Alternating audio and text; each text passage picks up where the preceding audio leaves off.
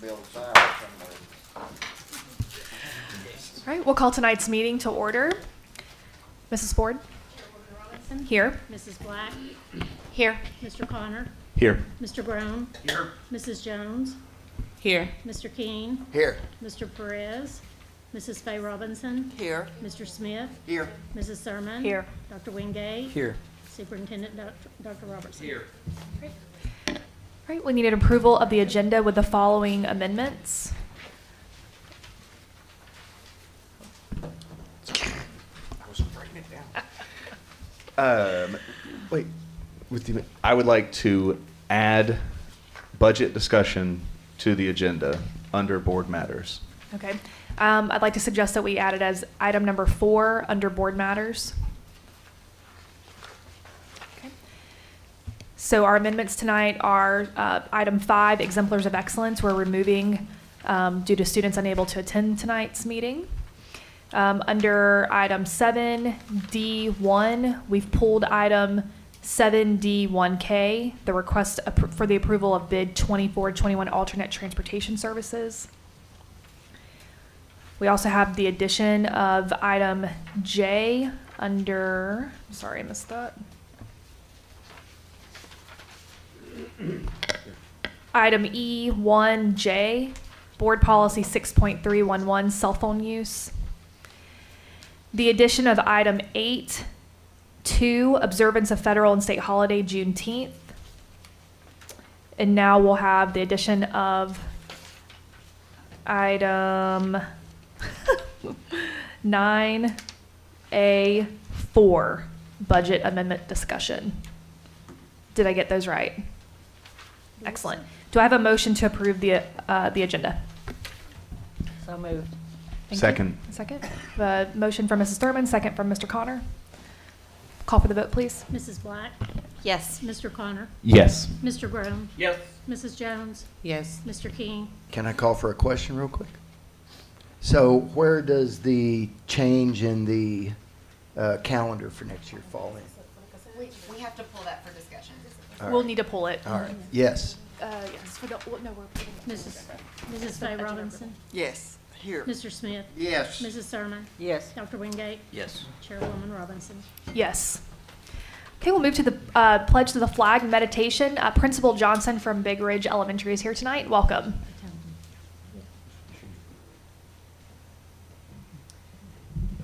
Good evening, Madam Chairman, members of the board, Superintendent Robertson, Dr. Stewart. My name is Gina Johnson, and I've had the privilege to serve as principal at Big Ridge Elementary School for the past 7 years. At Big Ridge, we believe everyone is a leader, and every person has unique gifts and talents. And it's a blessing to watch children discover those unique gifts from kindergarten to 5th grade. And I've brought some of our leaders with us today because they're why we're here, right? And they're going to help get our meeting started off in a great way. All right, Theo. Right here. My name is Theodore Perez. I am in second grade, and I go to Big Ridge Elementary School. You may stand for the pledge to the flag.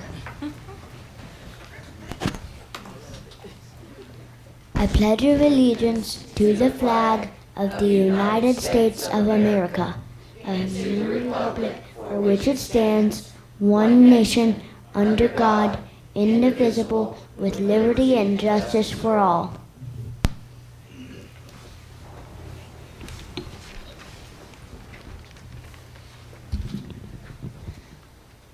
My name is Lucy Davis, and I am a rising 3rd grader at Big Ridge Elementary. My name is Riley Davis, and I just graduated from 5th grade at Big Ridge, and I'll be attending CCA for 6th grade. We wanted to welcome you to this meeting with some poems about summer and the way kids see this wonderful time of year. Playgrounds by Lawrence. In summer, I am very glad we children are so small, for we can see 1,000 things that men can't see at all. They don't know much about the moss and all the stones they pass. They never lie and play among the forests and the grass. They walk about a long way off, and when we're at the sea, let father stoop, and as best he can. He can't find things like me. But when the snow is on the ground and all the puddles freeze, I wish I were very tall, high above the trees.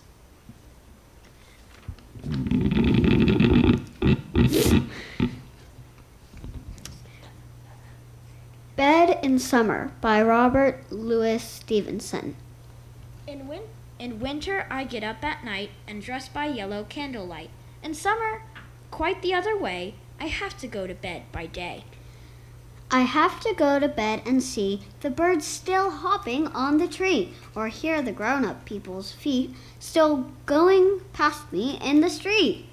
And does it not seem hard to you when all the sky is clear and blue, and I should like so much to play to have to go to bed by day.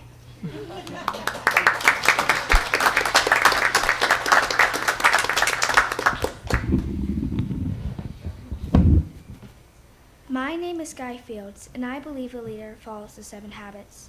They stand up for people when nobody else would and give them courage in themselves. I would like to share a leadership quote by Douglas MacArthur.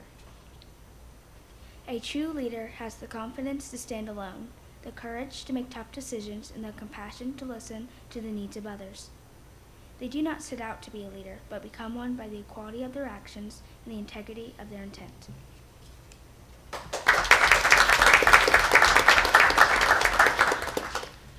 My name is Harmony Thomas, and I think being a leader means to always stand up for yourself and others, to follow directions, to be respectful to all people no matter age, race, or religion, to treat everybody with kindness, to work hard, to treat others equally, and to show others how to be leaders. Like John Maxwell said, a leader is one who knows the way, goes the way, and shows the way.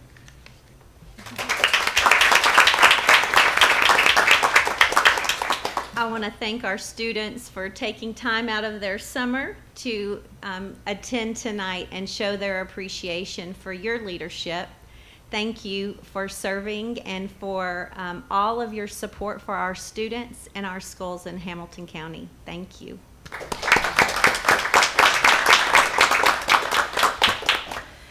Thank you, Principal Johnson and the students of Big Ridge. I also want to welcome Deputy Mayor Tucker McClendon. I see him in the back, who used to sit up here with us, and welcome that he's here with us tonight. Yeah, your seat's right here if you want to jump up here. Anyways, thank you for being here tonight, and we appreciate the support that you're giving us through your new role at the county. So thank you. Okay, we'll move into the board member disclaimer statement, and we'll start with Mr. Grold. Does not apply. Okay, I declare I have a relative who works for the school system and that the board's vote on the budget and policies may have an effect on my relative's employment.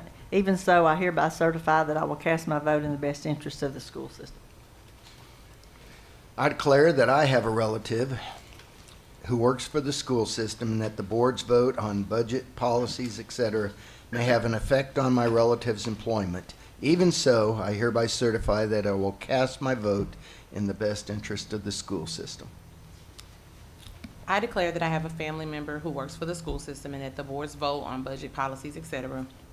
may have an effect on my relative's employment. Even so, I hereby certify that I will cast my vote in the best interest of the school system. Scott, do I do this here or do it just at the vote? You would do it at the vote. Let's wait for the decision. Okay. I declare that I have a relative who works for the school system and that the board's vote on budget, policies, etc. may have an effect on my relative's employment. Even so, I hereby certify that I will cast my vote in the best interest of the school system. I declare that I have a family member who works for the school system and that the board's vote on budget, policies, etc. may have an effect on my family member's employment. Even so, I hereby certify that I will cast my vote in the best interest of the school system. I declare that I have a relative who works for the school system and that the board's vote may have an effect on my relative's employment. Even so, I hereby certify that I will cast my vote in the best interest of the school system. Thank you. Do I have a motion to approve the consent agenda? So moved. Thank you.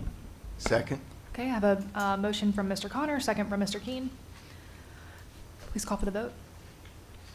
Discussion, any items to be pulled? For, Yeah. Can we pull the calendar? Yes. Well, the calendar's not on the consent agenda. It's under, right? Okay. Yeah, it's not, Uh, right. the cell It's under phone business policy matters. is, Okay. Isn't the cell phone policy on the consent? The cell phone agenda? policy is, Okay, yes. we need to pull that, Okay. board policy 6311, cell phone use. Okay, are there any other items to be pulled? Okay. Please. Mrs. Black? Yes. Mr. Connor? Yes. Mr. Brown? Yes. Mrs. Jones? Oh, no. Okay. Yes, but I am recusing myself from item number D7D1Q, the 23-24 MOU for Head Start. So noted. Mr. King? Yes. Ms. Faye Robinson? Yes. Mr. Smith? Yes. Mrs. Thurman? Yes. Dr. Wingate? Yes. Chairwoman Robinson? Yes. Okay, Mrs. Thurman, if you'd like to discuss the cell phone policy? Yeah, because I think now we have a new policy in front of us that wasn't on the original agenda. This is a separate cell phone policy. After all this discussion, like I say, I like everything about it except that one line about during lunch period. So therefore, I will not be voting for it, but anyway, I just wanted to pull it for more discussion or to go ahead and call for the vote. Mr. Smith? At the risk of being out of order here, so stop me if I'm wrong, Mr. Bennett. I would like to make a motion that we strike the last two words in line 30 and all of line 31 from this policy. That's a motion. I'll second that motion. Okay. So that's a motion to amend. Okay. Just motion to amend this policy. To strike the last sentence of. Well, No. beginning with 4 grades, 9 through 12. So that's the last sentence So of the the end policy. of 30. So the last sentence essentially, Yes, yes. sir. Okay. That's the motion. I second it. Okay. Okay, hang on.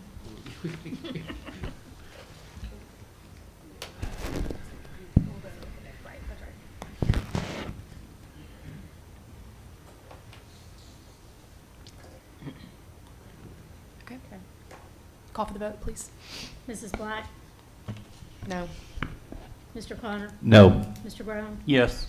Mrs. Jones? No. Mr. King? No. Mrs. Faye Robinson? Yes. Mr. Smith? Yes. Mrs. Thurman? Yes. Dr. Wingate? Yes. Chairwoman Robinson? No. Motion fails. Okay. All right, Mr. Connor? I make a motion to vote on the policy as written. Second? Okay, I have a motion from Mr. Connor, a second from Mr. Keen.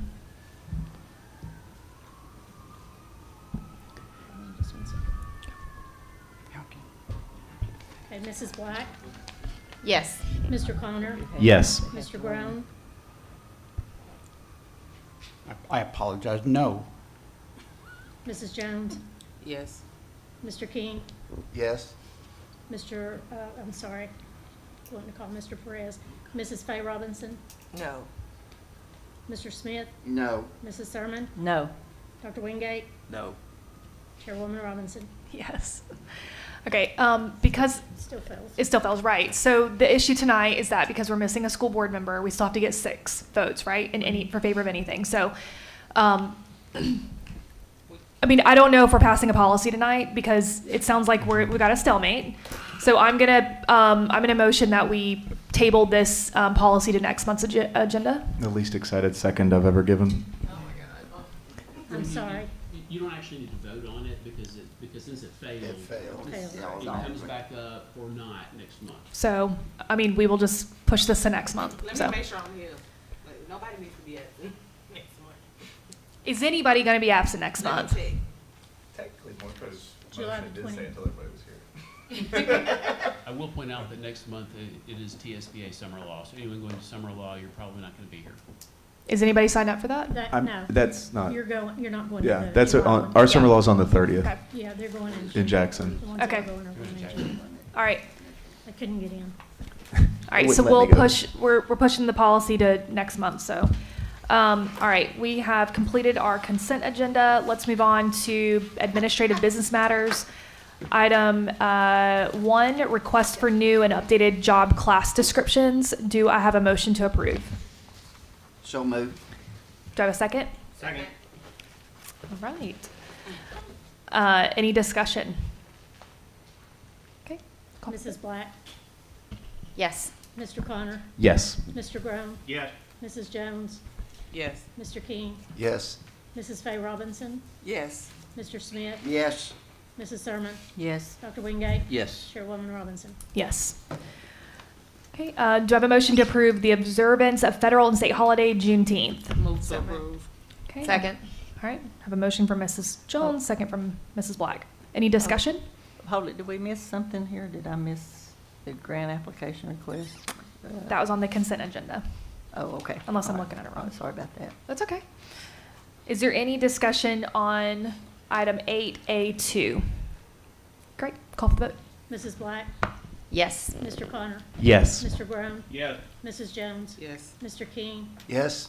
Mrs. Faye Robinson, Yes. Mr. Smith, Yes. Mrs. Thurman, Yes, with the understanding that that day's gonna be made up somewhere, like I say, in the summer school.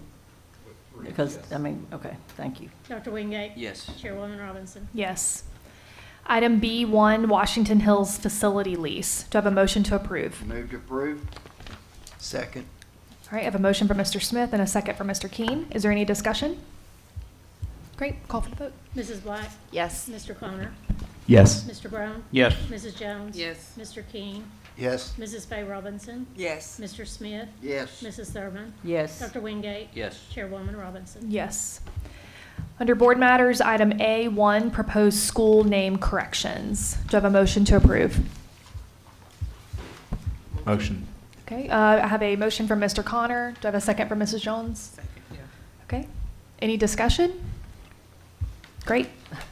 Mrs. Black, Yes. Mr. Connor, Yes. Mr. Brown, Yes. Mrs. Jones, Yes. Mr. King, Yes. Mrs. Faye Robinson, Yes. Mr. Smith, Yes. Mrs. Thurman, This is one of the craziest things I've ever had to vote yes for, but it's, Yeah. the whole thing was so ridiculous, okay. Dr. Wingate, Yes. Chairwoman Robinson. Yes.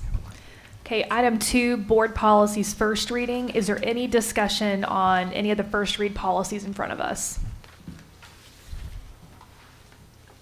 Great. Okay, moving on to item number 3, the school calendar 2024-2025 second reading. Do I have a motion to approve? I move to amend. Okay, do I have a second? Second. Well, what you I gonna, move to amend. No, yeah, right. And line up spring break with the end of the quarter. So spring break would start on March 17th and end on the 21st. And then the professional development day that was on the 31st would be moved to the 24th. Second. Okay. Okay, I have another Who amendment. seconded it? Uh, You did, okay. Is that the only Yes. amendment? Can we make another amendment right here? Or- Do you have to vote it up and then? Yeah. No, yeah, okay, all right. So the way I have it is basically Ms. Black moved the adoption of the The amendment. calendar as amended. Yes. And so there's a motion and a second on the table. If there's a Another second- amendment? A motion, yeah. Okay. For another amendment. Okay, on, my goodness, what day is that? At the beginning of the school year for registration, yeah. Yeah, about the 9th, that day, that 9th, I did not notice that because it's so kind of light blue and it kind of mixed in with the green. I didn't really pay that much attention to it. But the kids register on the 7th, they go the 7th, 8th, and then off again on the 9th. Start of the school. Is that the start of the school year? Start You're of looking the at school year, August? Yes, Okay. So then what's the first day of school? August 10th? And so I think surely that could be rearranged, maybe put the professional development day on the 7th and have registration on the 8th and then have the 9th instead of parents having to find that's just go to school 2 days and then off again. I'm not sure am I reading that right? Okay, so what is your amendment? Well, like I say, swap the days. Okay, so swap. Just to say that. You wanna- Maybe what needs to be done, I don't know, but I just don't like this kids going to school 2 days and then being off. Okay. we We can call- either call, yeah, go right ahead.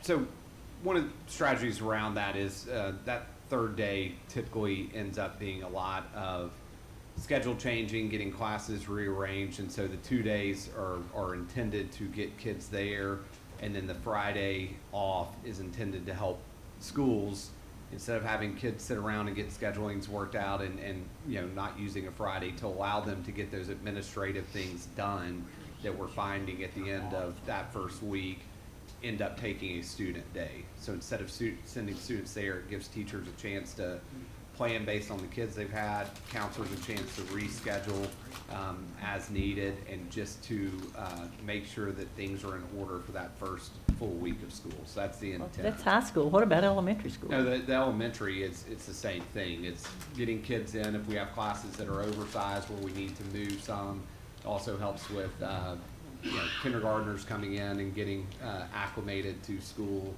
and teachers being able to make adjustments there. Well, kindergartens have phase in, so that's a little bit different animal anyway. Like I say, I have to sympathize with parents having a daughter who's a single parent. It's a little bit, it gets to be a little crazy when you're having to scrounge around. If you already have them somewhere for, a few days and then have to get a sitter for them in 2 more days. Do you want to make an amendment? I said maybe move the registration day till Thursday and have Thursday, Friday, and have the professional development day on the 7th. I'm asking if would be a reason, and you're giving me the reason. I don't like the reason, but. This current calendar that we're about to go into, 23-24, has this exact same setup. Yeah, I need to ask Well, for I some. won't like it then either. I didn't vote for it then either, so. Okay, so we have a motion. Is there a second to support that motion?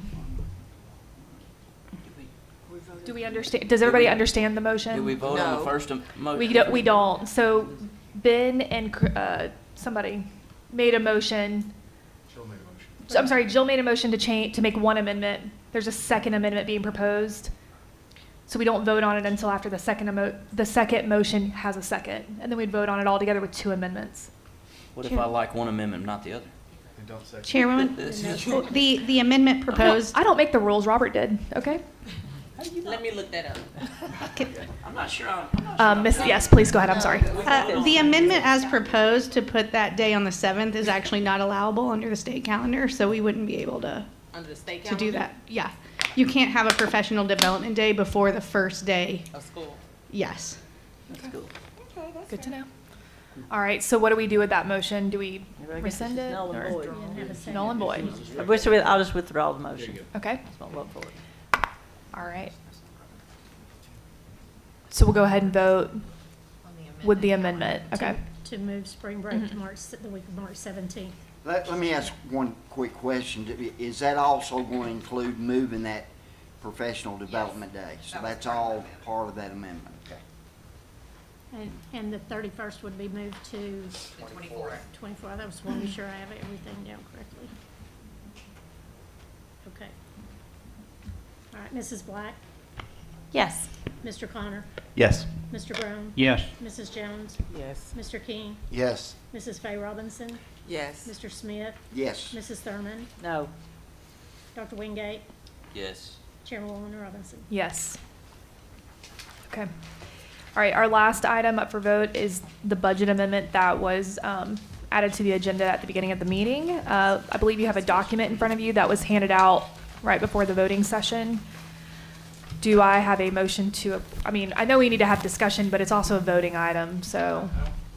I don't think what you got has been put on the agenda. I think it was to discuss the budget, and then someone would have to make a motion to. to discuss Okay, first. I'm going to open up for discussion, starting with Mr. Connor, since he made the motion. So I'm going to add on to what Gary said earlier, because Gary mentioned about making sure that we were in charge of our own ship, if it will, and making sure that we are working on bettering ourselves. So the first thing I just want to make sure that we are saying this all out loud, and in this document in front of me is talking about just that. It's talking about the implications here. So what we've done is we've decided that we're going to allow the county commission and the mayor to plan to upend 32 years of precedence of the growth fund coming to the schools from sales tax. They're going to withhold that from us by asking us to do it to ourselves. And then where does that cut into the budget that we've said in every one of these meetings that growth fund is going to pay for the raises for our teachers and for our clerical employees, for the wonderful Miss Karen Hawkins that came and talked to us and fought for her job that has been here for 17 years working in our schools. So how does that affect that? Do you want me to keep going, or do you want to answer in each order, or do we want to? I'm asking questions. I don't know if it's allowable to. So Dr. Robertson, I mean, has a lot of context for us. I mean, I think feel free to jump in as questions are being asked. To answer your question, Mr. Connor, let me circle back to yesterday's county commission meeting. So there was an amendment that went to the county commission for their agenda session yesterday that was essentially truing up our budget for 23. Two big factors in the 23 budget that come from local dollars. There's sales tax and county property tax.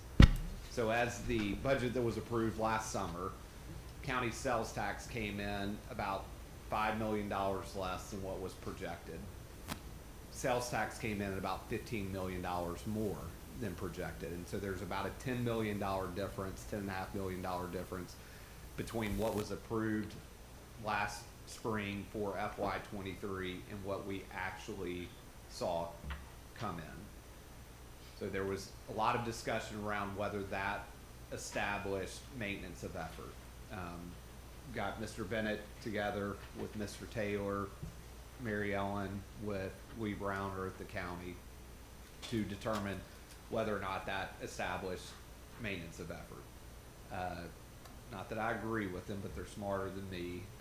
Their opinions are that it doesn't, that it's the approved budget, right? So essentially, the discussion went from growth money that's about $9.5 million, what we talked about, to roughly 19.5 to 20 million. So there was a lot of discussion and conversation about that growth money and what should be done and what shouldn't be done. If you were to ask me to sum it up, I think what the struggle at the county commission is that we're seeing a large increase in funds from the state, not just through TISA, but through the Innovative Schools grant.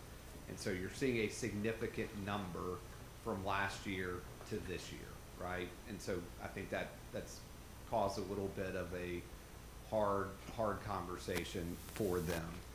That conversation, yesterday, there was discussions about what we would cut, what we could cut. I gave them the analogy that I gave you about a month ago, that budgets are a card game, right? If you're asking us to cut 10 million, you've got to pull either a card or multiple cards that add up to 10 million. And conversation went back and forth for several minutes about what that might look like. Off the top of my head, we talked about, capital maintenance. Do you reduce capital maintenance from 8 million back to 3? Do you reduce teacher pay raises from 5% to 3%? Do we look at what we're spending on school safety officers and cut some there? None of those are really good options. I don't think anyone on this board would want to see any of those cuts. So that meeting ended. I've had several conversations the last 24 hours, essentially trying to figure out what the will of the commission is, where they stand, where we can get votes to approve it. As the budget stands, my opinion is we can't get 6 votes to approve that budget. So from there, started having conversations of what that might look like with the mayor's office. We had talked previously about, with our $8 million in capital maintenance, the idea of bonding out a portion of that so that we would have a larger sum that we could start getting ahead of some of our deferred maintenance. What we've landed on over the course of the last 18, 24 hours, I'm not sure what it is that the possibility, if it's the will of this board, to amend our budget request by $6 million with the understanding that the county commission would bond that $6 million out for deferred maintenance. So essentially what I put in front of you, if someone chooses to make a motion and get a second, is us amending our budget by $6 million, our budget request by $6 million, and showing that that would come from capital maintenance, so going from 8 to 2 million, with the understanding that the county commission would bond that 6 million out that we could then use for deferred maintenance. Long answer, but I thought you need to have context. So, Yep, keep going. So here's what I've heard to start with. The first thing is that because the state of Tennessee is finally going to fund public schools in a manner in which they should, our own county commission is going to punish us and take money from us that they have given to us for the past 32 years. The same money has been given to us as the school system, as it should be, in order to use for deferred maintenance that we have, by everyone's own words, kicked the can down the road a bunch. And I heard Mr. Keene say the same thing about how we're finally getting funded and it's not there. Now, the next thing that I have to say about that is that we also are working under an understanding that this money will actually be used in the manner that it's supposed to be. Nothing that we do, not this right here, if we notarized it and did everything we wanted to it, we still have no guarantee that the county commission will choose to give that money to us in the manner in which we ask. The way that we do that is that they approve the budget we put in front of them, and then we have the money to do what we think we need to do, which is fix our buildings. So at the end of the day, there's a lot of trust and backroom things that just aren't there, because I think that if the public knew this idea, that they would not be for it. Because I have been talking to people ever since we spoke yesterday. I have asked numerous meetings, calls. I have not met one person that thinks this is the right choice to give up our position to lower the maintenance of effort by $6 million. So we start next year in a $6 million hole that we chose to create. Well, So Mrs. can I Robinson? can I Oh, respond go ahead. to that? So, to think about the $6 million hole, I hear what you're saying, but if we were to bond that out, we would be committing that $6 million anyway, right? What the county commission is doing, and I'm not speaking to your first part, I understand that, but just from a budget perspective, say that they approved our current budget. We were planning on doing this on our end anyway.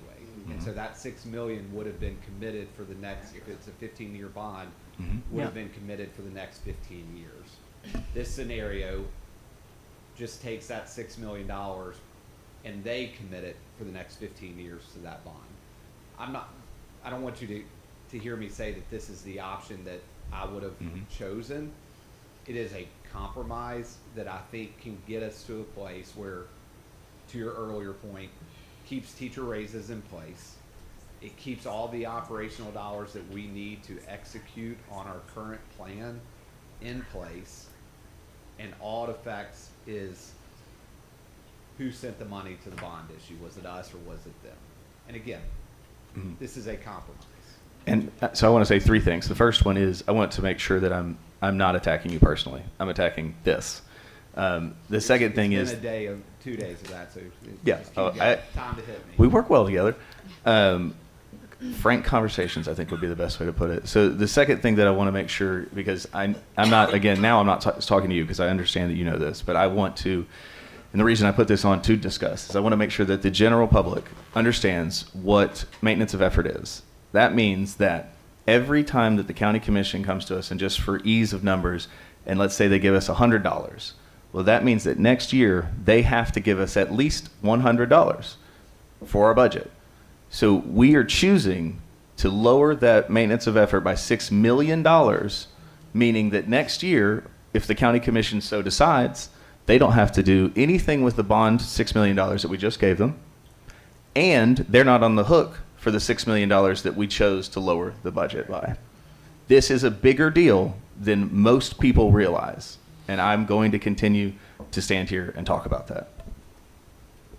Thank you. Mrs. Robinson? Well, I know we've worked so hard to get the capital maintenance from $3 million to $8 million. How accessible will the bond for $6 million should we need? Should all our roofs, tornado come through or something? How accessible can we get that? That's a really good question. So I spoke to the county mayor just prior to coming here to make sure that, we essentially were on the same page. He had a meeting with their bond, I can't remember what you call it, but he and Lee Browner met with the people that help them with bonds. There's potential within the next 6 to 12 months that there could be a bond issue. My question to him was, if that extends beyond a year, in this $6 million, can we bring capital projects to the county commission to access this $6 million? And he assured me that that would be on the table. What's the cost of the bond? I don't know the answer to that. I think this would be part of a larger bond. Scott, I don't know if you, essentially the $6 million would be going into it, but there are other dollars. I don't know what the interest rates or anything like that would be. Okay, thank you. May I add a comment? I've got a button pushed in here. Yeah, we've got a long list, guys. Just wait in line. Mr. Keen's next. All right, so Mr. Bennett, explain to me on this just so I can make sure. If they take out the bond, if they take out the $6 million bond, we have lowered their maintenance of effort by $6 million. Yes. If we take out the bond, we are still, that bond is going out, they are giving us that money, and we can take out the bond, then the maintenance of effort is still at what it was from this previous budget that they gave us. So the complicated answer is no. Let's start with the maintenance of effort is what it is, because it's based upon the budget as amended. Right. And Okay. so the fact that revenues have come in higher than budgeted, the MOE is fixed. Okay. Now, to Mr. Connor's point, what has traditionally happened is once the commission sets the tax levy and that revenue comes in,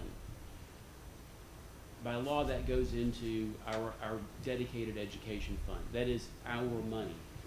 The difference is it part of GP or does it go into our savings account? If it's part of GP, if it's part of our budget, then it's MOE, and they can't reduce that from year to year. What happened in this situation is because the budget was never amended at the higher amount, our MOE remained what it was 12 months ago. You with me? Yes. So it's not that MOE is being reduced, it's that MOE isn't being increased. That's an important legal distinction. MOE isn't being increased. To your first question, what is the distinction between if they bond it out versus we bond it out? Well, I'll be honest, I don't think that we as the board can actually do the bond levy because as a board, we can't presume on revenue. And maybe there's a semantical issue here. Yeah. I may have misunderstood. No, you're exactly right. What we would have been doing is sending $6 million back to them to bond it out. Yeah. Now, honestly, this is something that I didn't understand when I was talking to my counterparts in the county today. If they bond out the $6 million and this becomes revenue and then they use that, they give that to us for capital maintenance, that does increase our MOE in years to come, just not right now. So there's an extent to which I do not actually understand why they're proposing to do what they're doing, because I think if they really do want to allocate these funds to the school system, it will increase their MOE eventually. So let me ask you this question legally then. If they take this $6 million into a bond and title it for Hamilton County Schools capital maintenance, can it be used for anything other than Hamilton County Schools capital So maintenance? that's a great question. And depending upon their resolution, they would earmark the funds. So let's suppose, in the county budget form, there's a specific account for capital projects, school capital projects. If they specify that the proceeds will go into that account, then it can only be used for that purpose. Now, I'm gonna make I'm not gonna make an assumption about how they would do it and how they would organize it. If they end up giving it to us, it increases our MOE, so we end up in the same place. It might be a year later, but we It end might up be in a the year same later. place. So that, again, I come back to, to Mr. Connor's point, what we have done historically, as in, like, not in the last 5 years, but historically, when the revenues come in and we true up the budget, we send a budget amendment, it gets approved. That increases our MOE. When more money comes in or there's a dip, we true up our budget. That adjusts our approved budget. What we've done for convenience for the last couple of years is we've only taken the budget to be trued up at the end of the year. And so that's what's given them the opportunity to say, we're not going to give you the growth money. So there have been some lessons learned, I think, about this, about how we move All right. forward. Mr. Bennett, that's a really good point that I didn't mention. So that point about one of the things that we have talked about the last 24 hours is instead of taking one budget amendment at the end of the year, so we take one in January and then another one at the end of the fiscal year. My concern is, first, what's the funding it was changed at the beginning of the school year. We didn't get TIFT money. Is that what it was called? Yes, sir. All right. So we didn't get TIFT money. That's been put aside for capital projects. This money is for capital maintenance. I have schools in my district. The concrete sidewalks are falling away from the gymnasium. The gym floor is sinking and actually crushing down on the ROTC area and the band and that. And the $10 million or $8 million, 10 when you figure salaries and different things, or close. The $8 million that we put aside was going to be to improve schools, that we've been needing for years, not for new schools.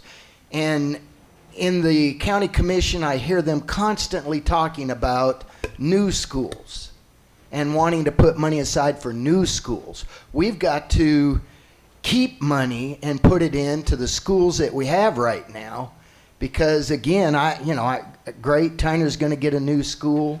CSLA just did, the construction center did, but we've got students that need better facilities, and that's what that money that you put aside was asked for. And now we don't have that, so we're going to continue to have schools falling apart because that money's not there now. So I can't. But it is. So it's No, it is not there. It is not in our general budget to draw from to put in. It might be there at the end of the year after it's been bonded and gained, as they want, gained interest on the bond, which I think, if I'm not mistaken, they'll then take the interest. We'll get the $6 million on the bond, but they get the interest from the bond, and they will put that in capital projects. No, sir, that Okay, in I could part be is wrong. not correct. But to your point, I want to go back to the first thing you said, the difference between capital projects and deferred maintenance. So what you're talking about is deferred maintenance, right? Right. And that's what we need to hold them accountable for with this $6 million, that when it bonds out, that it's going to deferred maintenance.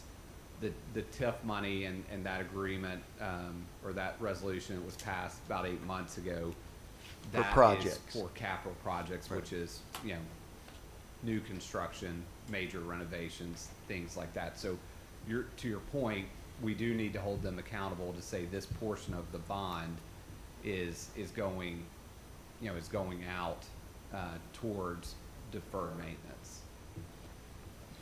But if I understand it, investing in stocks, mutual funds, bonds, different things, a bond has a schedule that it has to sit there for before you can draw from it without penalty. Or am I wrong on that? I mean, you're thinking about bonds differently. I don't know exactly how they work. No. Municipal bonds are different animals. Okay. And that's as much as I have confidence in. All right. Well, I will say that you could think of this bond, I mean, am I wrong in saying you could think of it as a loan? I mean, it's a loan. So basically, you're taking your $6 million and you're using it as equity against a larger amount that basically the school system pays down as a loan. Yep. So I will say, though, that, like, to your point, actually, it's a little reversed. You take this $6 million and use it as equity, but then the school system is still responsible for servicing the payments of the bonds. And I'm not clear on how that falls into our budgeting situation. But I'll hold my question and I'll come back because we've got a long list. So, Mrs. Thurman. First of all, we must understand that our schools are built with bonds. And for years, the county has been paying the interest on those bonds, and that's one thing we've never had to figure into our school budget, is the interest has been paid on the bonds to build our schools. The county commission has always paid those. So we need to be very careful. They could put that over on us and say, okay, if it's your bond for your school, you pay the interest on it. And trust me, we do not want that. Okay, so I think you're actually answering my question. So they service the bond. So yeah, and, Okay. and that's one of the things that a lot of the commissioners have always said, well, not only do we give you this amount of money, but we also pay the interest on the bonds for all the school buildings and stuff. So, and that's many millions of dollars. So we need to be very careful when we start acting like the commission is taking advantage of the school system, because I assure you that is not their intent. I'm not real sure about all of this, but I find it very hard to believe that they're taking $6 million from us, because y'all haven't been on the board as long as I have to know how we got to this place.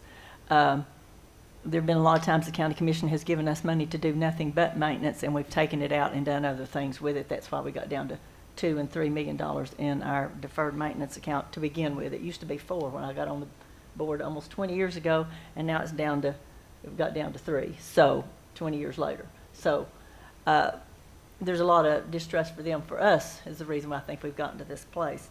And so we just need to be very careful, because they do pay a lot of interest on the bonds that we get to build schools and do other things that they have gotten bonds for.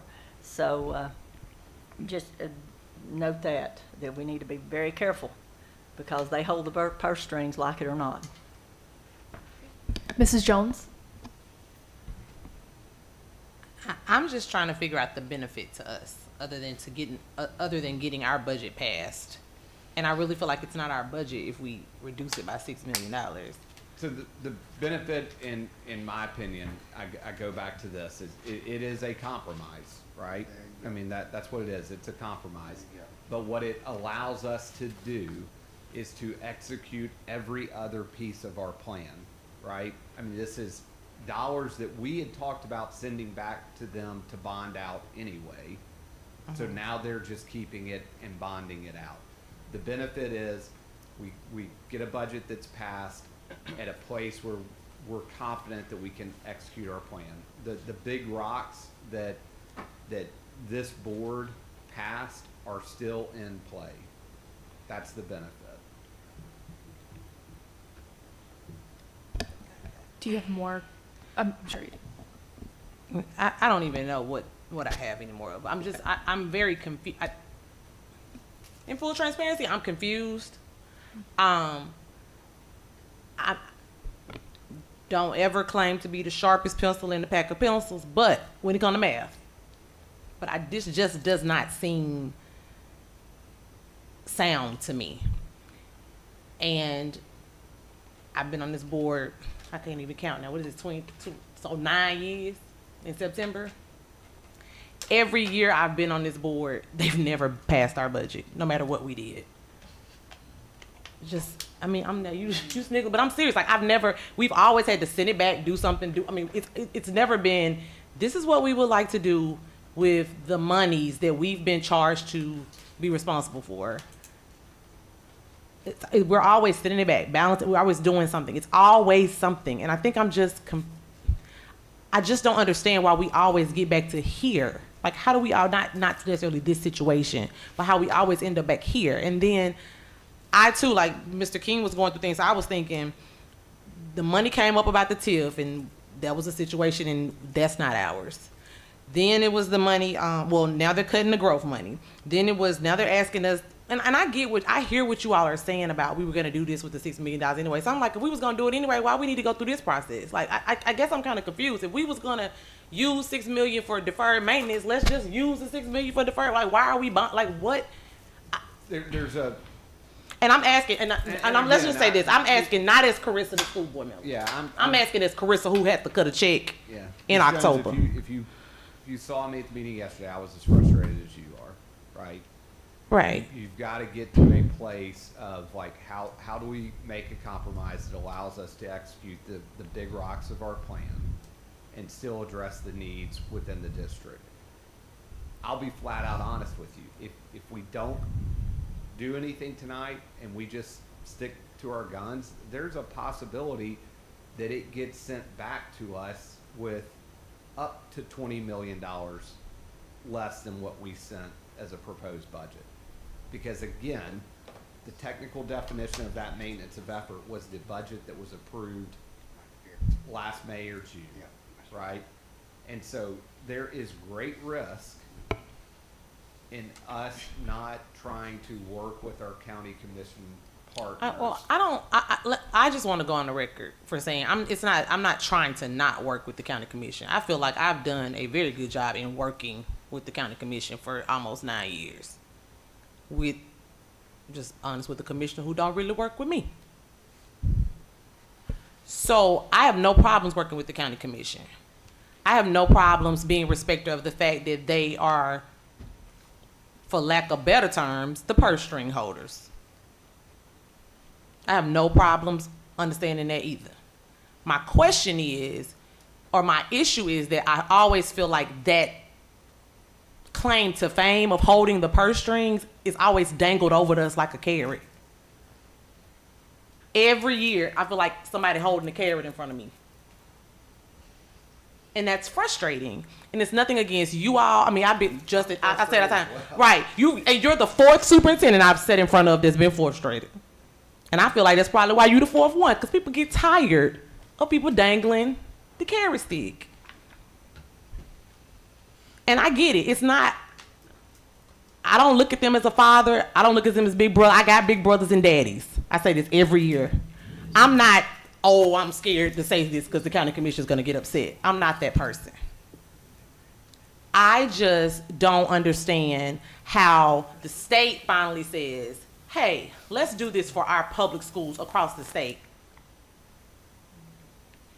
And we have tried to make do for so long, playing the card game of education to do what's best for our children.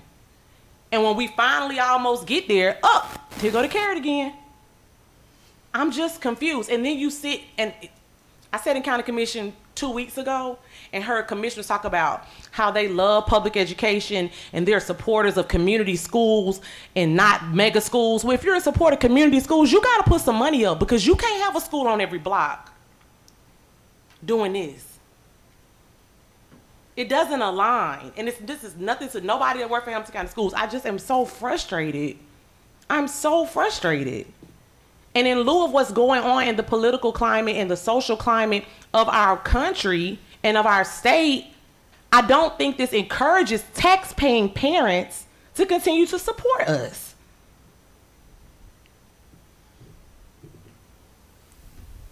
This is hard. And I know it's hard for you. I tell you all the time, I don't want your job ever. This is hard work, but I don't think it's fair or right for children, or the main thing as in public education, where we as taxpayers, and all of us up here are taxpayers, just like all of them are taxpayers, I hope. We're all taxpayers, and I just don't understand how we always get back to here.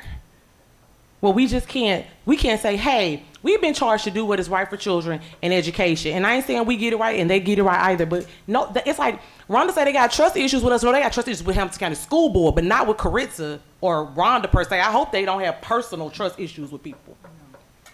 So, and with that being said, I have trust issues with the county commission, not necessarily the current ones, but with the county commission. So you can't get into that either.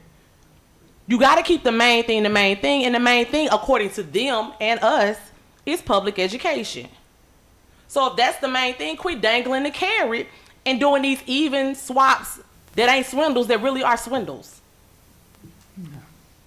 And that's just how I feel about it. So I'm gonna tell you, if a vote come up tonight, I'm not voting for this because I am tired. I'm finna be like everybody else government says. I'm finna be like the federal government. I'm gonna push it to the very last day. I'm not voting for that. I'm gonna just keep sitting back, letting it roll. That's what the federal government do every year, every other year. This is ridiculous. And I'm tired. Like, in 9 years in, I'm tired. Rhonda said she been here almost 25, 30. I'm tired at 9. And I'm not going to be here 25 or 30 still tired and aggravated. I'm not. This game of politics is, I'm saying this for the world, this game of politics is ridiculous, and people who give up their time and sacrifices are getting tired and walking away. We're tired of battling political stuff when that's not the main thing. And so I'm telling y'all now, whoever bring up a vote for it, Caritza's not voting for this. Because I know the people of District 5 would not want me to vote for this. We already get the short end of the stick when it comes to taxes. And growth. And nice neighborhoods. And streets that ain't bumpy. So I'm not voting for this. So just for the record, I don't support this. I'm not voting for this, period. All right, Dr. Wingate. Yeah, so a couple questions. Well, the biggest question. We talked about, so if it gets bonded, $6 million gets bonded, is there going to be, and I understand the bond is for a certain length of time, but we've already talked about the fact, or talked about accessibility of funds. If this were to happen,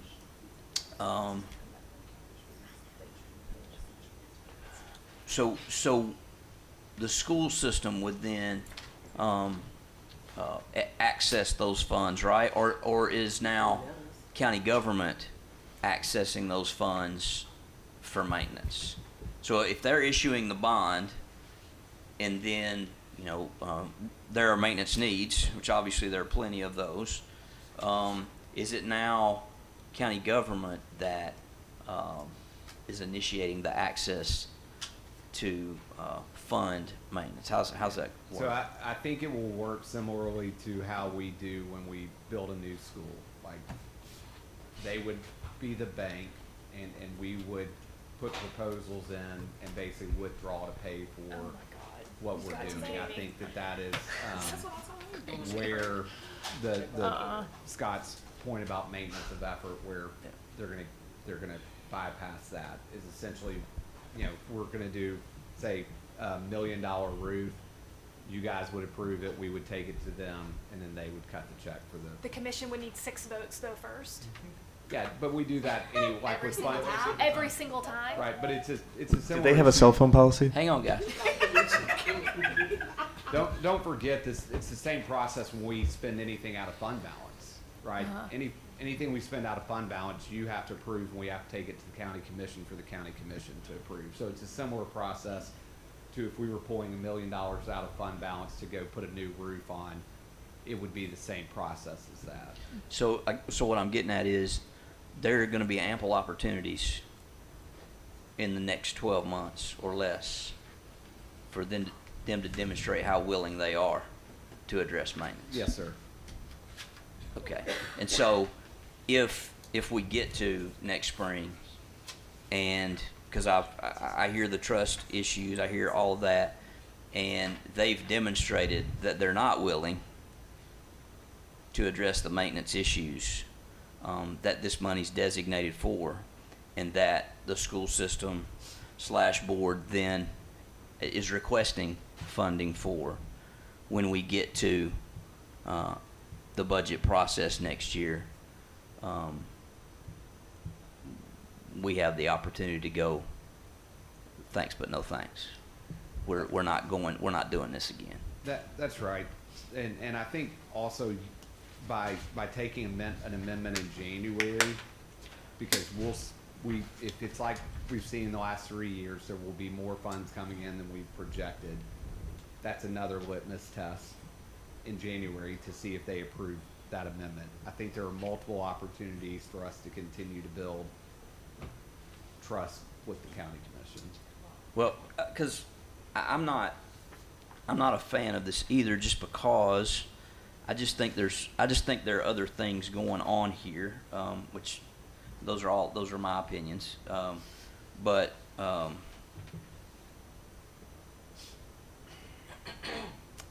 don't know. I'm not interested in getting into. I'm not interested in getting into a back and forth with the county commission. I mean, it is aggravating that a balanced budget is presented. And as I mentioned to a commissioner today, balanced budget gets given to the commission. I've washed my hands of it now because not asking anything of you. Right. So that part's frustrating. So that gets me to, again, a place that's not a healthy place to be, thinking about what might be the motivations for these things. So I'm not really excited about it. But I guess where I land on this is,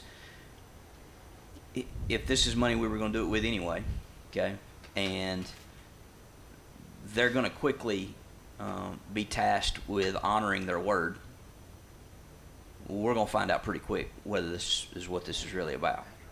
And I have no problem a year from now not only reminding them that they didn't honor their word,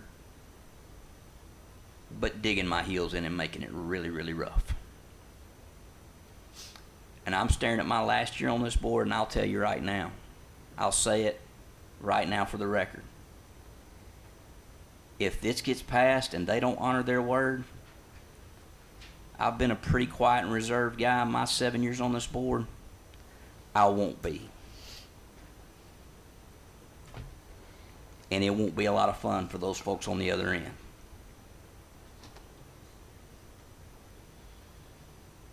Because as far as I'm concerned, this is just games. That's fine. That's what you want to do. That's fine. You're going to have an opportunity to honor your word. And when you don't, it's not going to be happy times.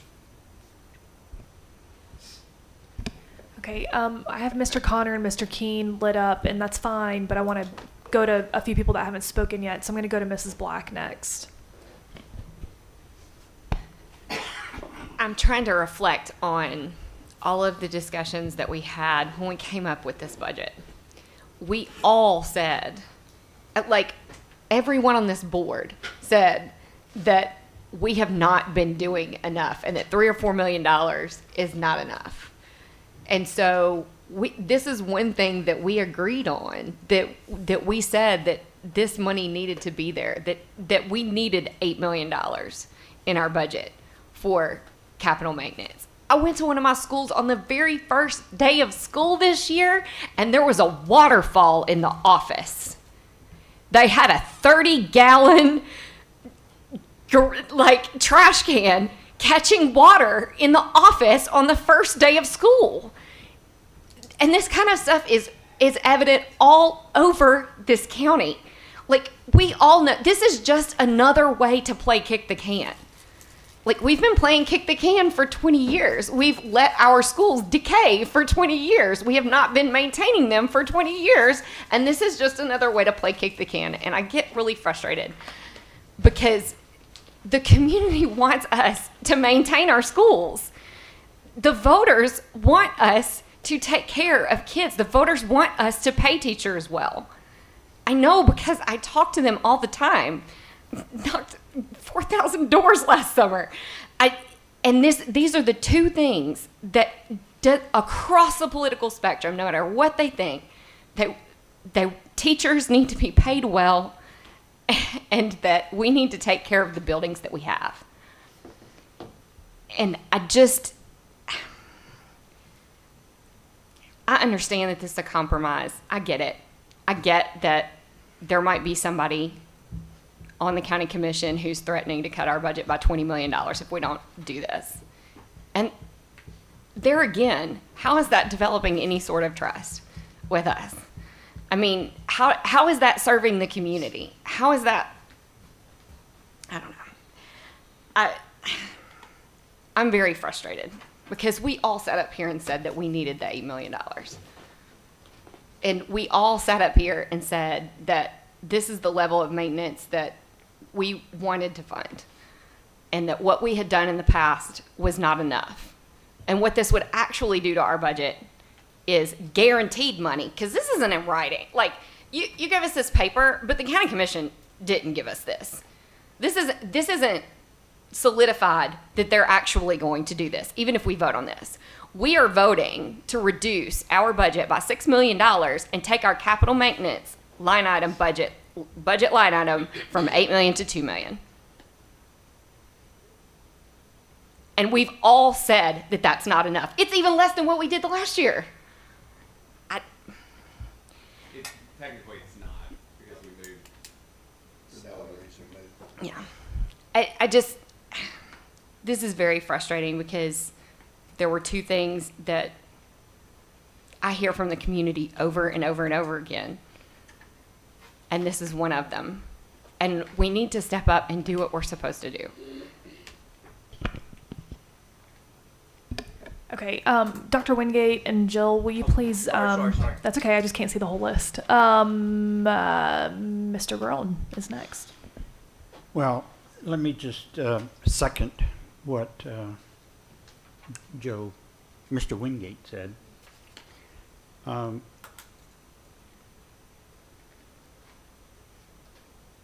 This is a compromise.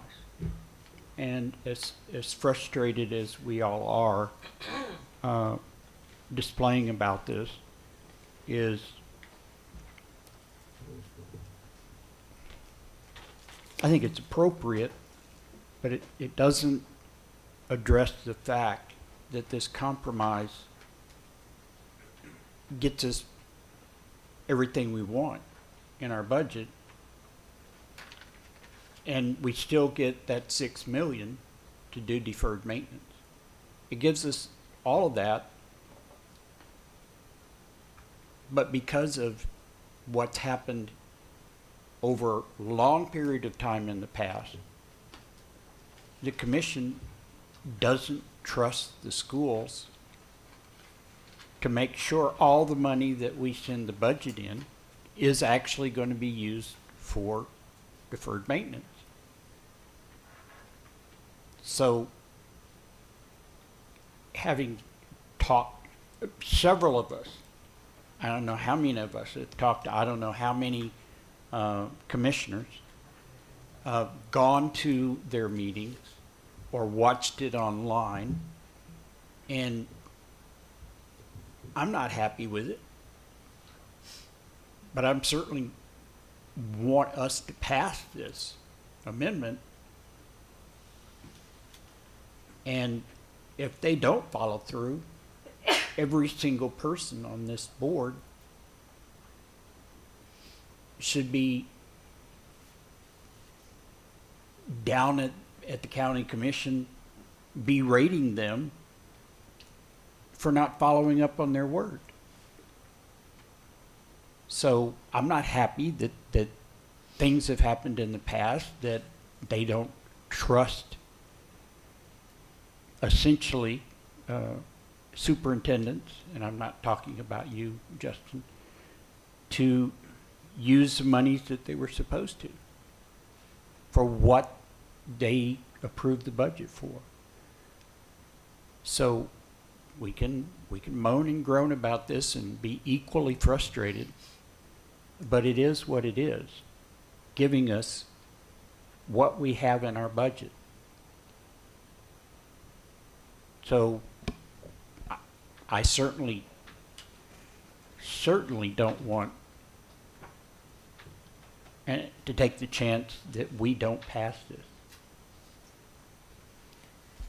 And this has been a really long discussion by the commission, at least 6 weeks. You know, I've had a separate meeting with the mayor. I've spoken, you know, I used to go to county commission meetings all the time because I was on the Chattanooga City Council.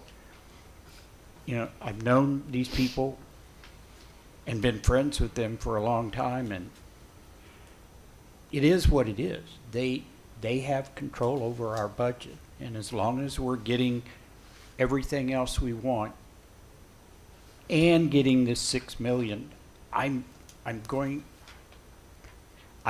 that this $6 million is going to be part of a much longer bond issue that's put out.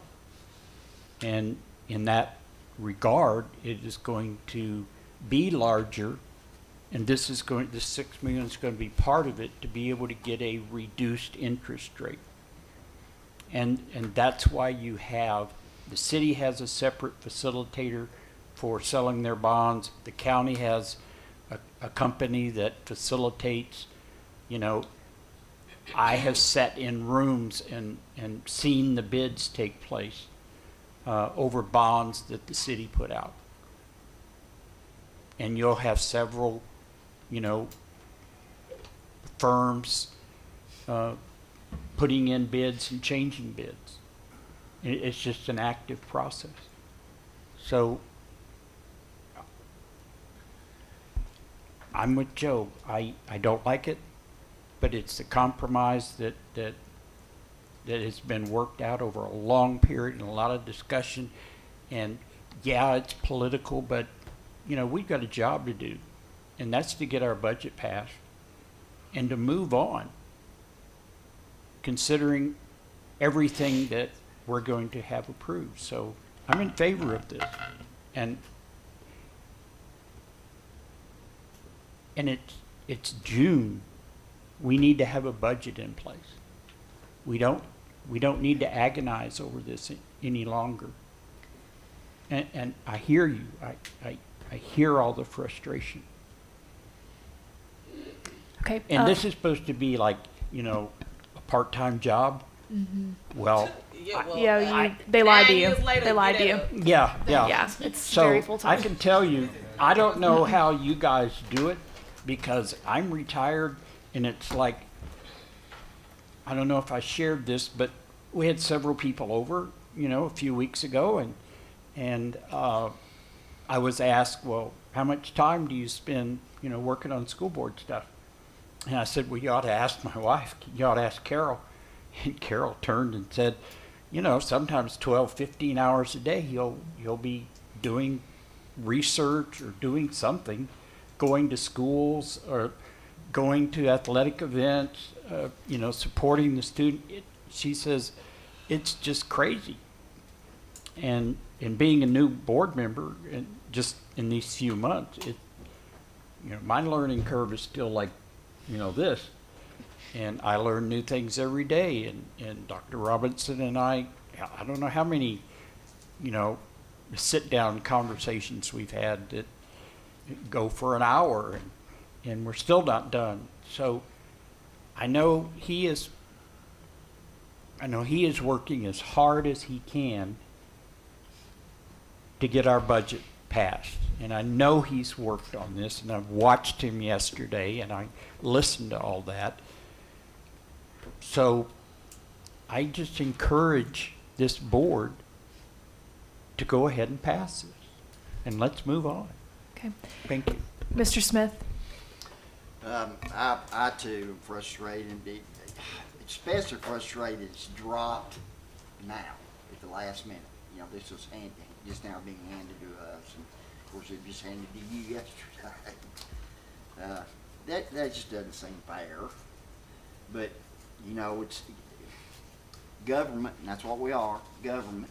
It is so often about compromise, and it almost sounds to me like it's taking money out of our right pocket, putting it in our left, if they are going to guarantee us that it's being set aside for our deferred maintenance.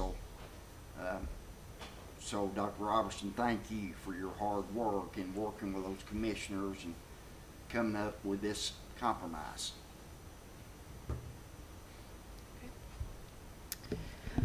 All right, do you want to clear your box so I can see through it? And I just, Yeah, I was going to let people that have already made comments do another round in just a second. I haven't made any comments, so I'd like to go. You know, I am surprised to hear that anybody's been hearing about this for 6 weeks. This is new news to me, so could not agree more with much of what has been set up here, a lot of what's been set up here. This is highly frustrating. We gave the county commission a balanced budget like they asked for. We've also worked really hard to find a voice at the state level to create more revenue for districts our size. And the governor's office worked hard and did the right thing by Tennessee school districts to right size our state funding, not so that we could go backwards on the local level. I'm disappointed in our county commission for putting this forward. I'm disappointed in anyone that is behind this. I'll be really frank and really honest. I don't like compromises. That's how I got to where I am. I don't compromise. So I don't like the word compromise, and I honestly don't really want to hear it, because to me, that's not what this is. Today is June 15th. I'm pretty sure they're voting on June 21st, so 6 days from now. So this isn't called a compromise. It's called putting us in a really crappy position, and I think that the board should ask for more than that. I hear you all. I get it. I hear you. But I don't put people in this position. I don't ask the county commission to be put in this position. I don't go to them with things saying, I need for you to tell me if you can give me this in 6 days. No. And also, I mean, it's just not feasible. And honestly, the 43,000 students that attend our schools don't deserve this either. So I don't like the precedents that this is setting. I think it's dangerous. And I will tell you that I think this board really needs to think about how dangerous this precedence is. I hear you on wanting to pass this vote tonight. I don't even think it will, truthfully. Marco's not here. You're not going to get 6 votes on this, I don't think. You might. I don't know. If somebody motions and we vote, we might. But this is really dangerous for this board, and I'm scared for that. I've only got a year left on this board, and I'm scared about what will happen after I'm gone if you pass this tonight. I'm not the only one leaving this board in a year. And the rest of you will have to deal with the consequences of what this means as a precedent moving forward. So I want to put that out there as something for you to really consider, because it's dangerous. I'm not clear on why the commission needs to control this process. That bothers me. I'd like some answers around that in order to get a lot more comfortable with this, which I mean is probably not possible. But Tucker's here, and I hate to put you on the spot, Tucker, but I think it might be beneficial if you came and answered some questions that the board has, at least around logistics. I'd really hope to be out of here by 6:30. At this point, my husband's already had dinner without me, and so I have no plans to go anywhere at this point.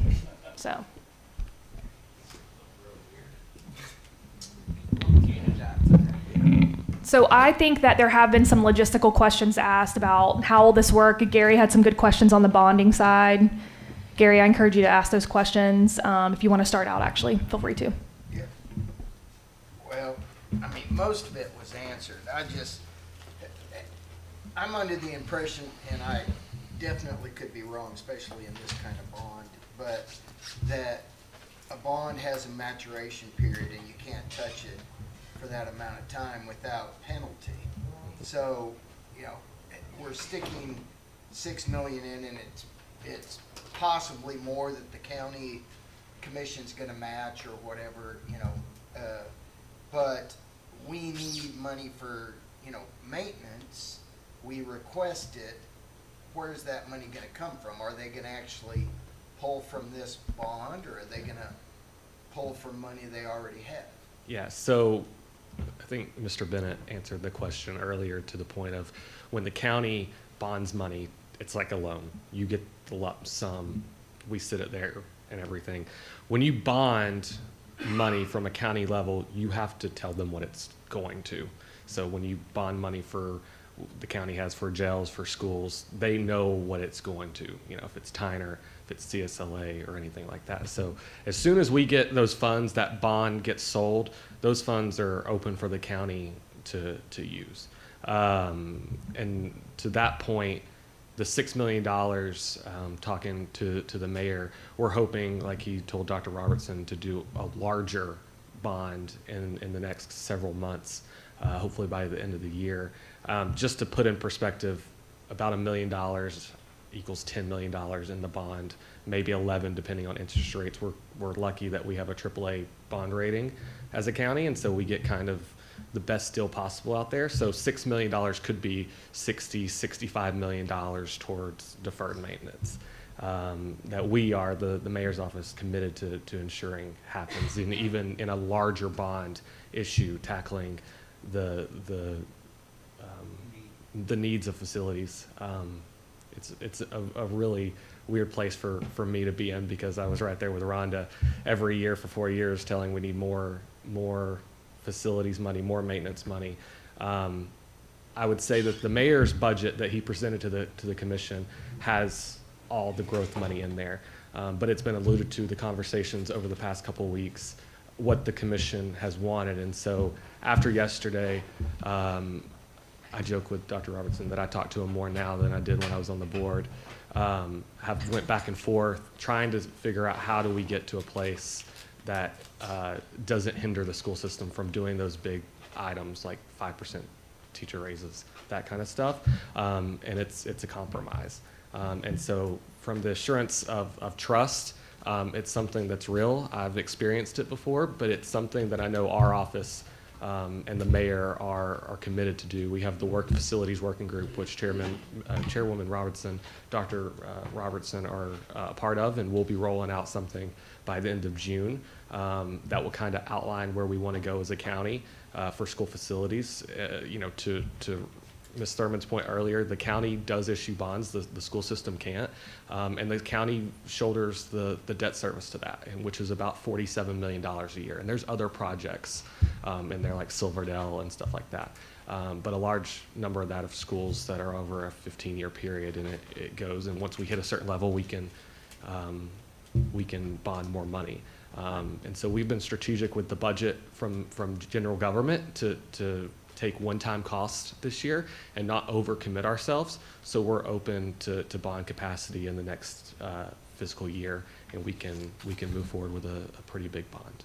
I'm happy to answer any other questions. Yes, absolutely. I'm going to look at the bright side of this. I think this may be possibly an opportunity for the school system to even get more money. When we go to the commission and tell them we need this, this, this, and this, it'll be right in their face every time we need something. And so if they say, well, we'd like to do, maybe we'd like to make it even better than you want to make it, and maybe even give us more money. I mean, that's the way I'm looking at it, because I know a little bit about how the bonds work, having dealt with it through the years. And Fred Skillern helped get that AAA rating, and so I know a little bit about how those things work. So I think it may be an opportunity. Maybe they might give us even more than the $6 million that we're asking. I think it's very possible. Okay, who else has questions for Mr. McClendon? Mr. Groen, did you? No? Well, I just wanted to echo, Dr. what you were saying, is that I know the mayor and you are really focused on improving our schools. And I have trust in the mayor, and I have a lot of trust in you that this is going to happen. And that's why I'm in favor of this. Because I haven't spoken with you personally, but I've spoken to Mayor Womp numerous times, not only in his office, but, you know, we see each other at events, and you know that because we're always like someplace that we want to show up at. So I trust you two guys, and that's why I'm in favor of this. Mrs. Black. Okay, so we've talked about us having a bond and we've talked about a larger bond issue. Is this $6 million going to be bundled with other stuff? And if it is, how do we guarantee that we get the proceeds from this $6 million over the life of the bond? Like, because you said, Yeah, you said How do you yourself, get the it's 60 $6 million? million could be 60 million. Yeah. And so if it's bundled with other things and there's a list of things that this bond was for, how are we guaranteed that we actually get more than just this 6 million, that we get the proceeds from the 6 million over time? We have $1 billion worth of deferred maintenance, more with inflation. So, like, I just want to know, like, if this is going to be bundled, how is there a guarantee that we're going to get all the proceeds from this $6 million over the years? I would, and very early on, conversations with facilities working group and stuff like that, the majority of that major bond will go towards schools. Some county projects, but majority would go to schools. Who So dictates that? Who dictates the allocation? Ultimately, the county commission, but I think through the facilities working group, through Mayor Womp and Dr. Robertson being collaborative and figuring out the needs for what needs to be done in facilities, not just with deferred maintenance, but renovations and new schools and stuff like that. It's a collaborative.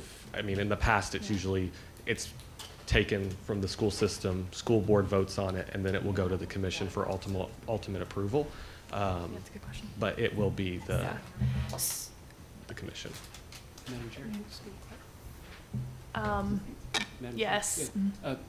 Mr. Clinton, and it's good to see you there. It's a little strange to look to the weird. right, not to the left. Do you think the mayor and the commission would be open to an interlocal agreement that would commit these funds to use by the school system, the proceeds from the bonds?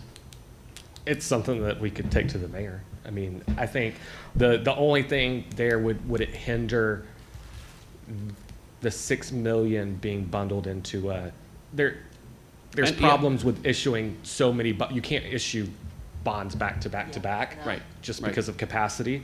And so you would have to the point of Ms. Black, the reason you would bundle is because you could probably go bond $10 million or for $15 million, $20 million one time and then go do a larger one.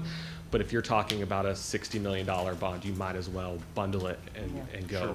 as Yeah, much as I you wasn't can. suggesting necessarily that it be part of the bond issue as Yeah. such, because I think you're right, that would reduce what the size would be. But I'm wondering, because I've heard the board members raise some concerns about the what ifs. And so I'm just thinking out loud here. I wonder if we had an interlocal agreement that wasn't part of the bond issue, but if it referenced an intent that proceeds from the bond of not less than X would be allocated to deferred maintenance.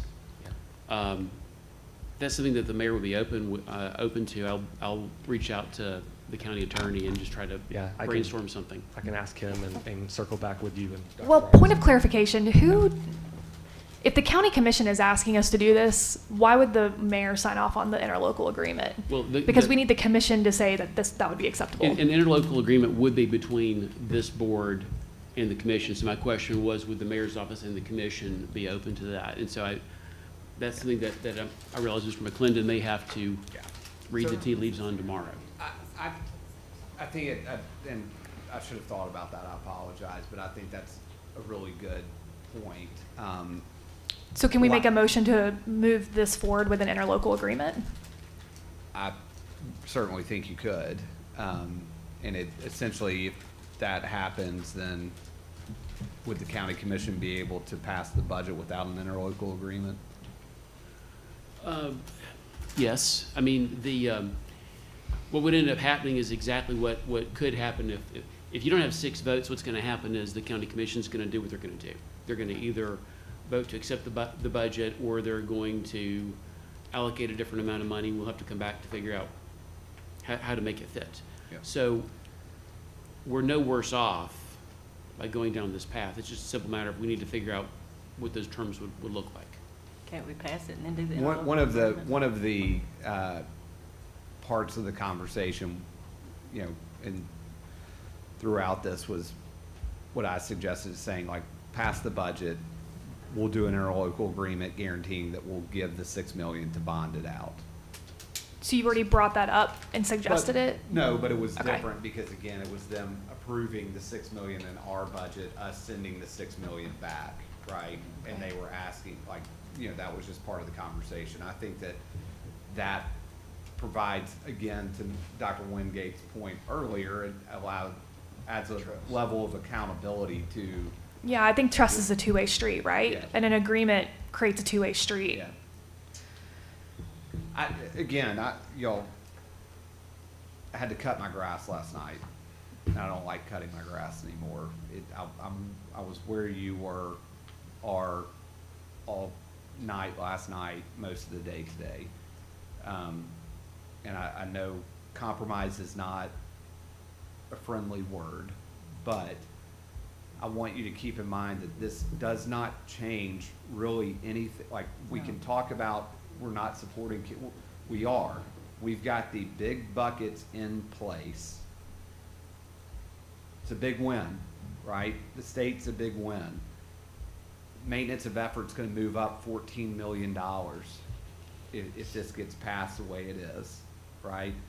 And the money, although we don't have any guarantees, but to Dr. Wingate's earlier point, the guarantee is the accountability. Like, we're on the record, they're going to be on the record saying this $6 million is going to deferred maintenance in the schools. And I know it does not feel good right there, but in my opinion, it's the best option available for us to continue to do the work that we want to do. Okay, Mr. Keene? I have a question and a statement, I guess. So Tucker, my question to you is, if you were sitting here, give me your, I'm putting you in a tough situation, I know, because you're not sitting here, but you and I met a lot before I got here, and we did a lot of bagging of food and different things, and so I trust you. What would you do sitting here as a board member? Good question.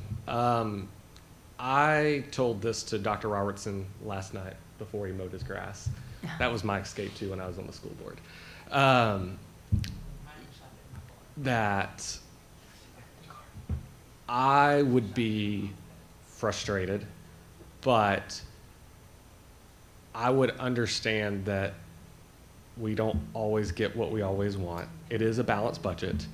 I would, looking at the current administration, and I could be biased because I'm part of it, the focus and the determination we have to solve the facilities problem in this county would give me enough to vote for it and say we're turning, at the very least, this $6 million will turn into $60 million. And we're working to make sure that's a bigger bond issue, and so we can address a lot more. But at the very least, $6 million is going to turn into $60 million bonded, while we're still able to do 5% pay raises for our teachers, while we're still able to do the comp pay for our teachers in hard-to-staff schools, while we're able to keep $2 million, the same amount of money we've had for maintenance. It doesn't change anything on that. It's really only upside. And so that's one reason I wanted to be here tonight, is because I've sat in that seat. I actually sat in that seat between Miss Thurman and Miss Jones, so I know how that is. And that was my first seat on the board. And I'm the one for 4 years that rang a bell. Literally, I wanted a bell that rang because of our school facilities crisis, so I could turn around and ring it. And it's a problem. And I know our mayor is committed to working with Dr. Robertson and this county commission and this school board, because it's going to take all of us to fix it. And so I would vote for it, knowing that this school board's able to do everything that it wants to do. And the fact that that $6 million at least will turn into $60 million, which has a much bigger impact. And knowing where we stand with this administration and our determination to fix this problem. Okay, thank you. And I guess my comment is, as we've been discussing this, I look back at the last line in our disclaimer statement. It says, "Even so, I hereby certify that I will cast my vote in the best interest of the school system." So, Dr. Robertson, is this, passing this in your opinion, in the best interest of our school system? In my opinion, this is in the best interest of the school system, given the situation that we're in. Again, I go back to, let's say the best case scenario, they pass the budget, right? We were committing, if it's a 15-year bond, we were committing $6 million for the next 15 years to that bond anyway, right? So in essence, our maintenance of effort, in theory, would have been $6 million. Like, we were already committing that, right? So the only hesitation, and I'll just transparent, and I wish we were in a closed meeting. The only hesitation, I have some of that same apprehension you guys have about, like, when will we see this money? How do we guarantee what it goes to? And how easy will it be to get it? I'm not as worried about the easy piece, because like I can't think, and maybe Ms. Thurman can think of a time, but I can't think of a time where a recommendation from this board from fund balance went to the county commission and they didn't approve it. I don't, maybe you can think of one, but I don't. But in some ways, in some ways, the county commission is putting more accountability on themselves, because they're taking ownership of this now, right? And I mean, maybe I convinced myself of this today, but it's now them that's bonding the money, saying it's going to deferred maintenance. If they don't do it, there's accountability there, right? It's their word saying they were going to do it, and if they don't do it, it's on them. The worst case scenario, they take $6 million and do something else with it. We've got a lot of good things in this budget, and our capital maintenance is in the same place it was last year. I know that's not great, but that's the worst case scenario given this option. All right, thank you. I'll clear my lane. Okay. Mrs. Black, did you have more comments? Okay. I do get heated, and I am frustrated because I saw the waterfall, and it was it was a nice welcome to the, to the school board. Here's one of your schools. I would be willing, I don't necessarily like voting for this under threat of, we could cut you more if we wanted to. And they didn't say, I'm just telling you what is a possibility. I understand what the possibility is. I'm not willing to gamble teacher raises on this vote. Because we've got to show up for our staff. I would be much happier with this arrangement if there was, what's the agreement called, Scott? Interlocal agreement that said that the school system would get either 70% of the total bond after it's bundled, or $60 million, whichever amount is higher, for deferred maintenance, because we all know that we need it. If we had an agreement like that, I would feel much better about this. This is all been done on a handshake and a prayer at this point.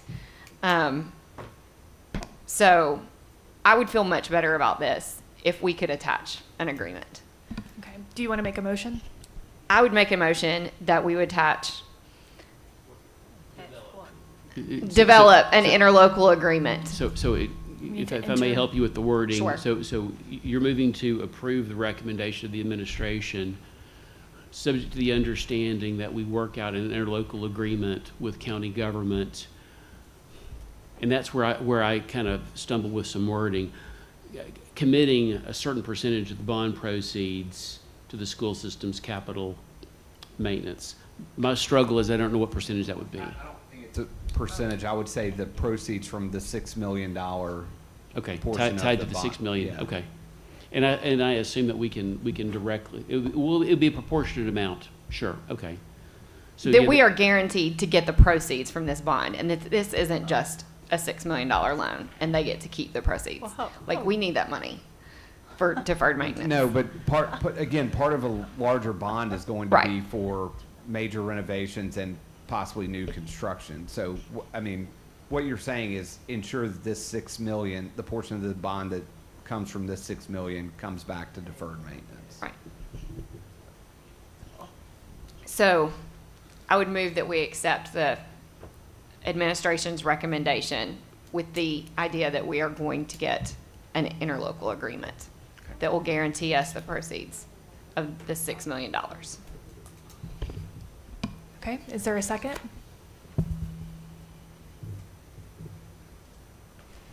I have a question. Were you going to second or? Yeah. Okay. I'm sorry. Hold on one second, Faye. Yes, I will second that. Okay. Faye, go ahead with your question.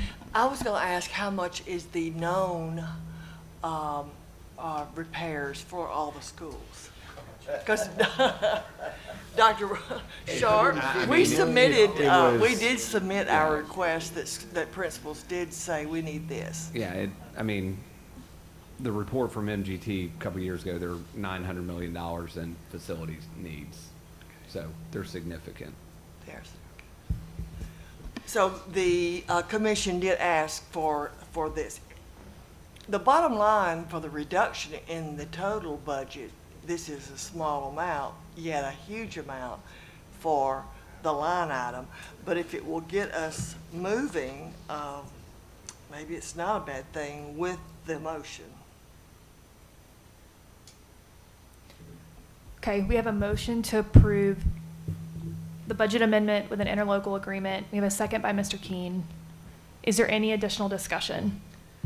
I have my light on, but. Oh, go ahead. I don't even know what the interlocal agreement's gonna say. So how can I vote for an interlocal agreement? I don't even know what it's gonna be. I just don't, and then too, the county is taking all the risk and doing all the work. And like I say, they're paying all of the other bonds, the other interest on all the other bonds that we have. And they've done that for years and have never really, they've reminded us of it a few times. I just don't know why we think that the county commission doesn't want good schools. I guess I'm just having a real problem with that. You know, like it's like we all should be on the same team, which I think we are. I know I talked to Weston Saturday, and you know, I think we're all on the same page about this, and I just can't see them doing this. And saying that we're going to get all the money from, I mean, the county has to have money to do other things. They fund other things besides schools. And I think if you just go to them and, you know, like you say, it's maybe 60 million, and we know that, and they know that we know that. And I think a lot of the money will come back. Like I say, I don't like voting for an agreement that I don't even know what the agreement says. I mean, I will be glad to vote for this, but I'm not going to vote for an agreement that I don't even know what the agreement says. That you're gonna promise us that you're gonna give us X amount of dollars and we don't even know what the percentage is, we don't know anything about it. I don't like that. Well, and I won't presume to do this extemporaneously, but it would basically give effect to that last sentence. The last sentence says, this change will allow these funds to be utilized for bonding that will support deferred maintenance. And so what we're kicking around is that we'd have an interlocal agreement that would say the proceeds from that $6 million would be allocated to, by the county commission for deferred maintenance. Okay, well, And so it'd I be- can go with that, but when you start talking percentages and all that kind of Well, stuff. and- Yeah, I mean. So basically- I mean, like I said, if you're gonna say that, that's fine, but That's- not say, that's you what it have to would- give us X amount of dollars or a that's the certain most- percentage and all that kind of thing. That's the most that I think that we could say, Okay, quite frankly, right. to be safe, because here's what I heard Mr. McClendon say is that 60 million could be more than that. So That's why right, would we want, absolutely. why would we want to hem ourselves in? Absolutely, So so- if we, and based upon what Dr. Robertson said, my thought is we just tie it to the proceeds from that 6 million. I think the interlocal agreement simply gives effect to what is already in here. Okay, well, if that- And, I can and go to that your, way. and to your point, Ms. Thurman, why would we do it? Well, you're right, that historically, the county commission's given funds for maintenance, and historically, there have been other emergency issues that have arisen with the school system, where the school system has used those funds for other purposes. And I understand that board members would and did, over the course of 20 years, debate whether that was a good thing or a bad thing, but it happened. And by the force of the same logic, depending upon how this bond issue is worded, in 10 years from now, the county commission could say, you know what, there's enough room here in this bond. We have another emergency. We won't allocate the proceeds of this to the school system this year because the way it's worded is broad enough. We have another need. So, to your point, the school board has faced other emergencies in years gone by. 5 years from now, 10 years from now, 15 years from now, we don't know, but what the county commission might have some other emergency and might feel the same pressure that this board did over the years. This, I think, gives long-term effect to the present intention.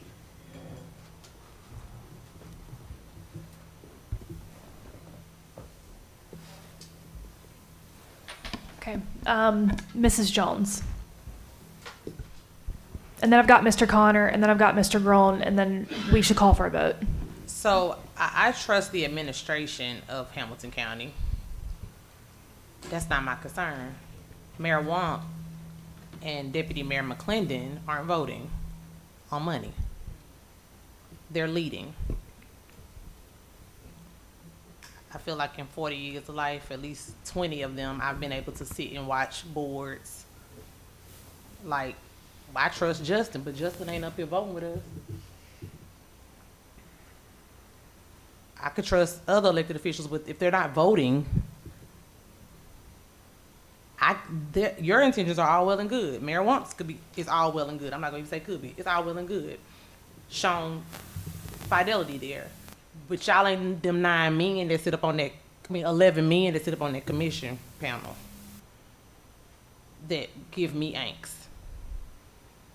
And every other week, and you sitting there every week, so you hear it every other week. It's 1 week they like red Kool-Aid, the next week they don't. That happens all the time. I don't trust that. And for me, the principle of the matter is, for 8 years, they've been asking for a balanced budget. I'm like, Joe, you get a balanced budget, and here you go again. So, this vote, the interlocal vote, I'm not voting. And it doesn't mean that I'm not doing what is in the best interest of the district. It's because I'm trying to do what's in the best interest of the district because other people playing games. Nothing personal. Not that I don't trust the people that I'm hearing today or I could talk to tomorrow. It's the people that's gonna have to vote on what's gonna happen to that money going forth. And I have seen what the county commission has done to my peer Tucker and his mayor on many days when they tried to make best efforts of things. So I just don't trust the commission. Bottom line, I don't. And they haven't given me a reason to. And as it continues to revolve, some of the people fall off and come back, so it really makes me hesitant. Because they go away for a little bit, then they come back a little bit. That's just how I feel about it. And that's just where I'm at with it. Mr. Connor. So we've used the word a lot. This is not a compromise. Compromises are when equal parties come together and they make a plan based on a discussion. And then after that discussion, they come to an agreement. Compromises don't have ultimatums. They don't have threats. This is a political stick-up. It's a political heist, and it was done on purpose. It's a perfect reflection of what's wrong with politics right now. Others want to dig in their heels after the fact and say, I told you so, and you didn't do it. And I come back to a term that I've used often of keeping honest people honest. Don't give them the chance to steal from you. So I do have to admit, one of the threats scares me enough to potentially vote for this, of me having to go and tell Ms. Hawkins that she doesn't get to have her raise because their threat and ultimatum worked of playing politics. And I want to be on the record saying that that is garbage, that is terrible, and it just could not frustrate me more. So you're going to see me and Dr. Wingate and everybody else standing arm in arm if this doesn't work out. Call for the question. If we're ready, let's call for the question. So that closes the debate, right? Unless there are additional comments. Okay, I want to make sure that's clear. I learned that in board policy this past week. When we call for the question, that don't mean you have to vote. It just closes the debate. Then you call for the vote, right? Okay. Because we've been doing it a lot. That's wrong. Robert's Rule of Orders. I think I learned from Highlander, you know? That's where I learned, so, yeah. Bless your heart. Call for the vote, please. Mrs. Black. Yes. Now, hold it. We're Can voting, you we're voting on the about what we're voting on? interlocal agreement. What are we voting on? Yep. Yeah, the amendment with the. The amendment. Well, Tell me what we're voting The whole on. thing being added was an amendment. Okay. The whole thing, and then, It was motion to approve the administration's proposal, subject to an interlocal agreement specifying that the proceeds from the $6 million would go into capital maintenance. Okay. Deferred maintenance, was what I said, deferred maintenance. Deferred maintenance. So it is the budget amendment Okay. and an interlocal agreement. Correct. Just wanted to make sure. Yeah, I started to say, why do we need an interlocal agreement if it's saying exactly what's in the thing? I'm just having. The interlocal agreement will define Just vote. the purpose and how the money is allocated. Don't It like already it, says vote no. that. It's already there. Except that we have no control. Right. The interlocal agreement creates a two-way street relationship between both parties on how the dollars are spent. Call for the question, please. Mrs. Black, Yes. Mr. Connor, I will not be the one to stand in the way of our teachers getting paid. Yes. Mr. Brown, No. Mrs. Jones, No. Mr. King, Yes. Mrs. Faye Robinson, Yes. Mr. Smith, Yes. Mrs. Thurman, Yes, I don't see the need for the interlocal agreement, but if that's what it takes to get it passed, yes. Dr. Wingate, Yes. Chairwoman Robinson. Yes, but only with an interlocal agreement. Okay, all right. That concludes our meeting. Aside from a few announcements, July 4th, central office is closed. July 20th is our next board meeting, work session at 4:30. And on July 10th, Mr. Connor is having a legislative update town hall session here in the boardroom at 6 p.m. Yes, look for the agenda the week before, and there will be spots to speak if anyone wishes to at that. Great, thank you.